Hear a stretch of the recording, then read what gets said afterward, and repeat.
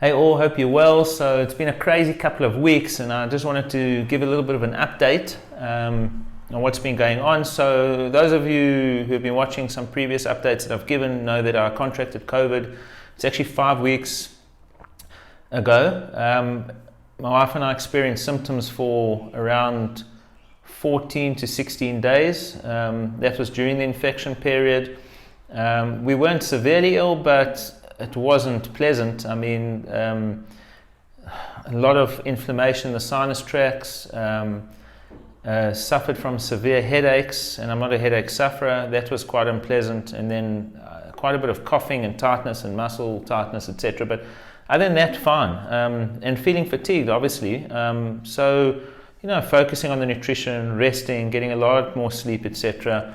And with a physician, embarked on a treatment protocol, which was ecotrin, which is a blood thinner, obviously because we know that it's a vascular illness and there is a risk of microthromba, which is a clotting effect. So the ecotrin is a preventative, and quite happy to take that. And we took it actually still 7 to 10 days post infection period. And then to treat the inflammation here and the headaches, corticosteroids, which actually worked quite well. She was in agreement with me as well that because of the risk of clotting, not to take any vasoconstrictors because you want to keep the vessels open and not narrow the vessels. So I think that that's quite important to stress.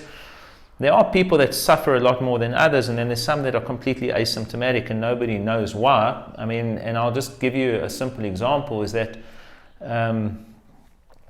my parents have they're very high risk. They've got a lot of comorbidities. I mean, my father is a insulin-dependent diabetic. He's had a quadruple bypass. He's had a femoral bypass, a very poor circulatory system, and COVID never touched him. Phew. Through that period, there were no symptoms at all.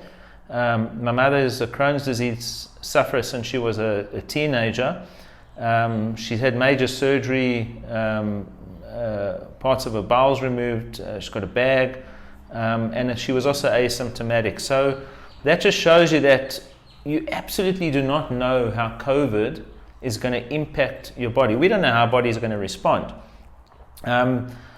I mean, I'm quite happy that my body had a normal immune system response to it and it fought it off. And a lot of people say, well, now are you protected against COVID? Are you immune to it? Or are you going to catch it again? It's been going around on the internet for so long. The only way to really know is to run an antibody test called an IgG test. And if you see the IgG test picking up maybe COVID antibodies, well, that will be great.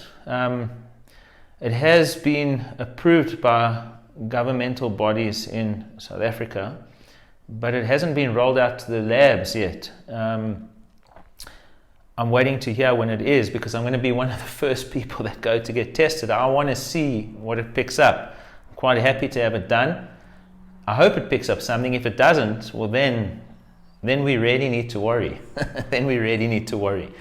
So waiting for that IgG test to be approved, and that will be great. So anyway,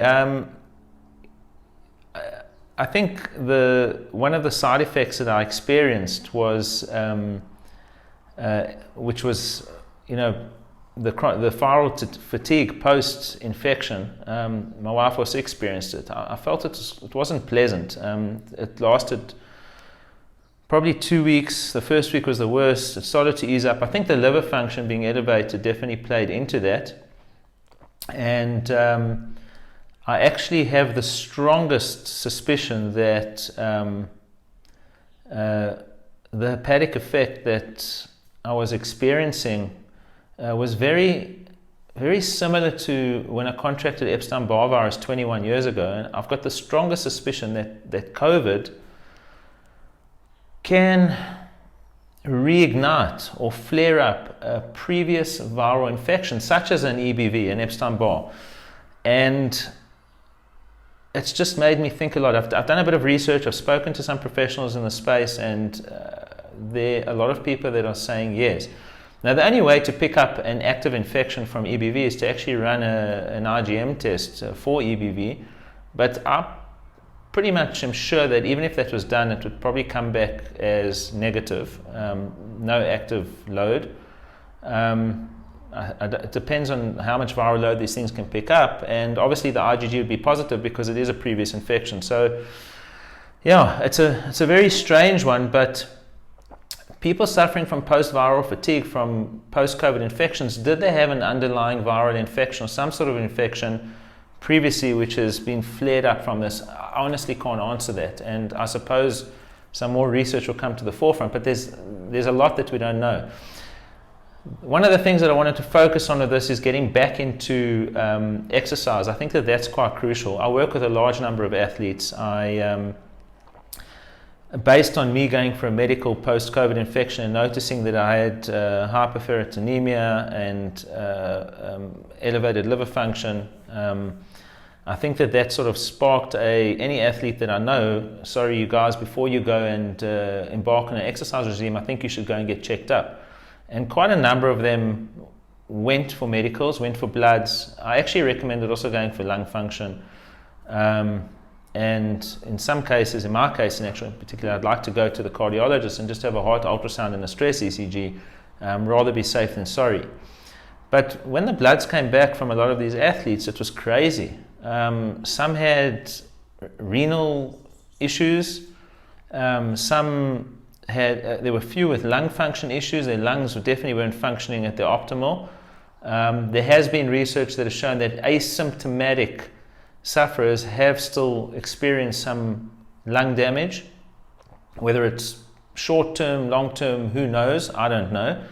And then as well as asymptomatic sufferers, and some of these people had no symptoms at all, also landed up with elevated iron. And in some cases, the blood markers were just all out of whack. So each person was different. Now, if you're going to go and exercise, you're not going to put your body under stress when you've got these things. You need to address them first. I mean, that's crazy. Putting the body under stress when you've already got stresses inside is just not normal. So that's one of the things that I wanted to stress is really you should get a medical, if you were tested positive for COVID, and even if you were asymptomatic, I would still get a medical and just check that everything is 100% correct. One of the athletes that I know, and this was based on a friend of mine who sent me his results after he had COVID. One of the athletes I know was asymptomatic. I sent for bloods, and his bloods came back pretty good, except his creatinine kinase levels, which is his CK levels, was sitting at around 2,500. I mean, that is excessively elevated. I was quite shocked to see that because he wasn't experiencing anything.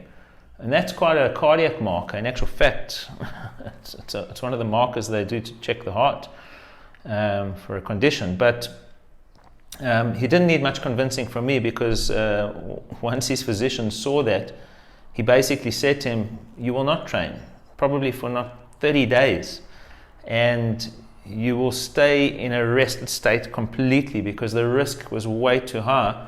And they needed to obviously wait and see how, how these elevated levels are going to come down. So that was quite an interesting one. What I'm trying to stress is don't take a chance. Your health definitely should be the number one. One of the other side effects of COVID, which in my case and many others' cases has not returned, is that we've got a loss of smell. It's quite strange, actually. The advantage is I can't smell dog poop. The disadvantage is I can't smell anything that I actually enjoy smelling. So that's quite a problem. The research has shown that one of the ways the virus actually penetrates or comes into the body is through the olfactory nerve, which sits around this area over here, and that basically is our receptor for smell. And if it does damage it, well, there we go. Whether it will regenerate or how long it will take to regenerate or when the smell will come back, I really don't know. There are some people that say, some specialists that say, don't expect it to come back to normal or to where it was before. There's some that say it will come back. I guess time will tell, and I'll be able to tell you, what happens there. So yeah, that's not the worst part of it. I mean, that's actually okay. I think the thing is that with COVID, it's such an unknown, and the most important thing to stress is that, first of all, don't panic if you are sick and it's lingering and you've got you're symptomatic with sinus issues and any headaches or anything like that.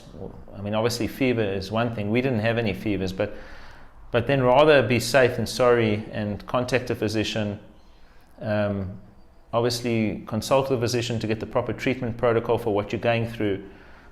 Completely rest. There should be a cessation of all exercise, and make sure that after the period of infection and illness, you do go for a retest, not a retest for COVID, a retest, in other words, bloods, medical, anything, to make sure that all your levels are normal. Because the last thing you want to do is put the stress on the body and create such long-term damage that you cannot ever take back. So don't take a chance. Make sure your health comes first. That's really what I wanted to stress in this video. Whether you're symptomatic or asymptomatic, I would say just err on the cautious side and make sure that everything is in good order. So keep safe, look after your health, and we'll chat again soon.